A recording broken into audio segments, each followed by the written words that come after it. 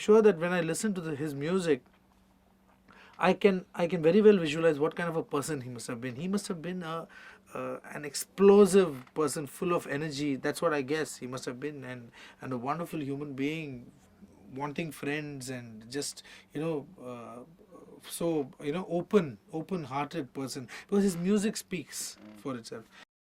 Amazing melodic interpretation, of the lyrics, the way he used to rhythmically, like certain words have got a certain way you can musically put it, but he used to change it. He used to kind of rhythmically alter it so that it sounds very interesting, like Katara Katara Mehkega, Katara Katara Jeene Do. Everybody will feel that that's the one. Katara Katara Mehkega, Katara Katara. The one comes not on the Katara.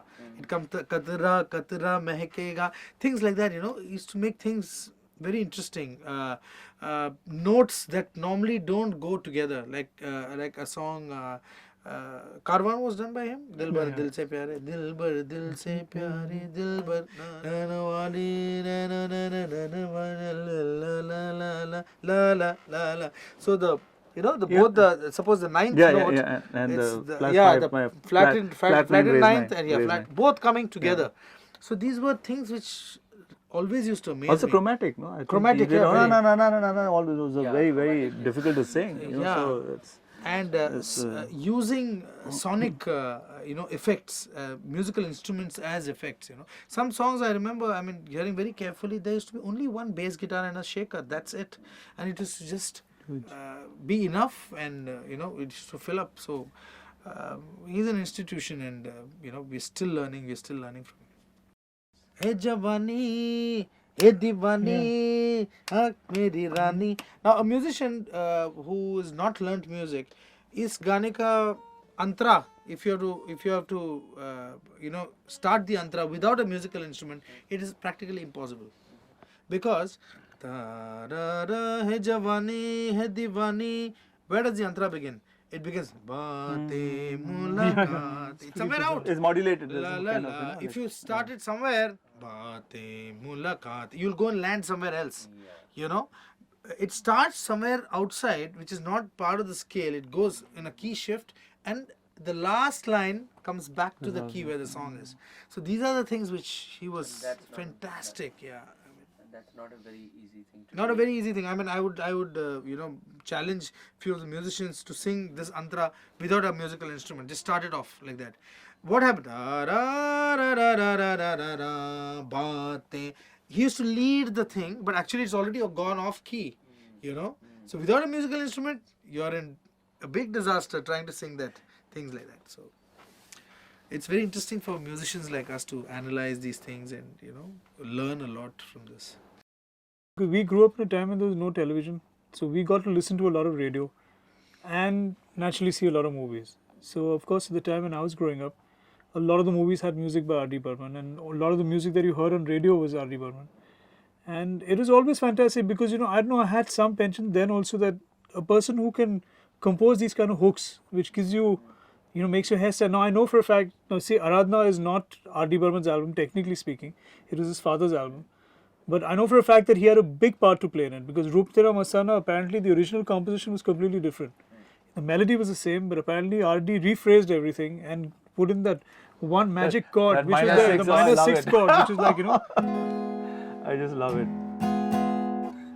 So that was there, and unheard of in Hindi music, So then, and later on, when we started doing Dance Masti, I got to analyze a lot of his stuff. Now, the song what are they called? So the thing is, there's a whole opening part which is played on the organ. Now I know for a fact it's every time I'd hear it, I'd say that this sounds weird. It can't be one part. It's two parts. I'm sure it has to be done on two tracks.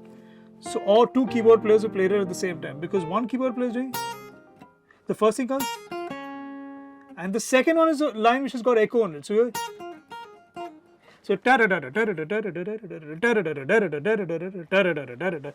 we sat analyzing this, and I'm literally getting goosebumps about the time when we discovered, said, God, this is what he did. There's two parts playing there, A lot of his melodies, you know, that Musafir. I was just singing it. That also the same Nishad is there. A lot of it, that hum bewafa. Writing in the major key is very difficult, and the thing is that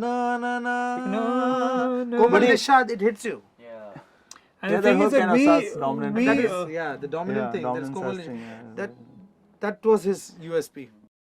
The thing is, after that, when I spoke to a couple of filmmakers who worked with him, you know, towards his last years, actually made the statement that the record company said that, who's your music director? So this guy said, it's R.D. and it's Pancham da. Please don't use him. His music doesn't sell. They actually had the guts to say that. We always imagined What would he be like what today? would he be Wow. like today with all the technology available. He would have created so many unimaginable things, you know. What he did very cleverly was using all these Western influences and everything. Never he used to lost. keep the soul of the Indianness very Never intact lost so that. that you can connect to it.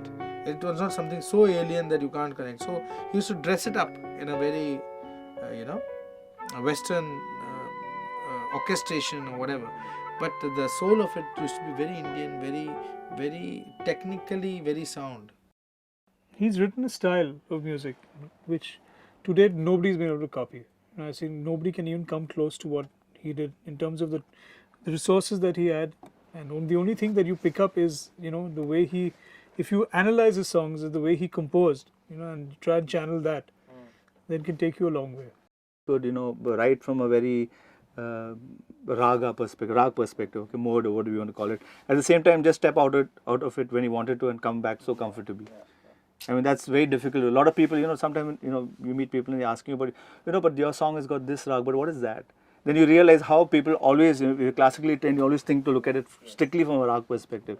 He never wrote that, he just wrote about he felt like this feels it needs to go here, so I need to move this note out.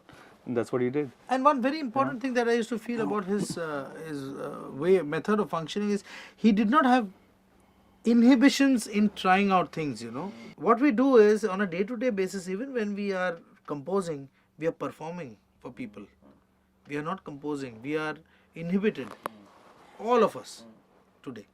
We are all inhibited. We feel, नहीं यार ये क्या सोचेगा, सामने वाला क्या सोचेगा, मैं कुछ कर रहा हूँ, पागलगिरी कर रहा हूँ, ये सोचेगा मैं पागल है. That he didn't think. Actually, the thing is that you can make out from Ek Ladki Ko Dekha that he was going through a change in terms of his composition and his arranging. He was undoing everything that he had done in the past. It is not your typical arrangement. It is just that tung, tung, tung. And I dread to think what would, if he had been alive, where he would have gone now. I think he would have gone even higher. And the other amazing thing that I find about his composition is that his antras you can make a song out of. Yeah. All his songs, you know, like whether it's na na na aaj ki aap ki kasam da da da da da da. That's a song. Da da da da da da. That's another song. It's just amazing that his antras are so strong. Yeah. In fact, you find a lot of Hindi songs where the antara is not so strong, you know. His antras are even better than the mukra. Actually, I would correct you. Even the mukras are not strong. So, yeah.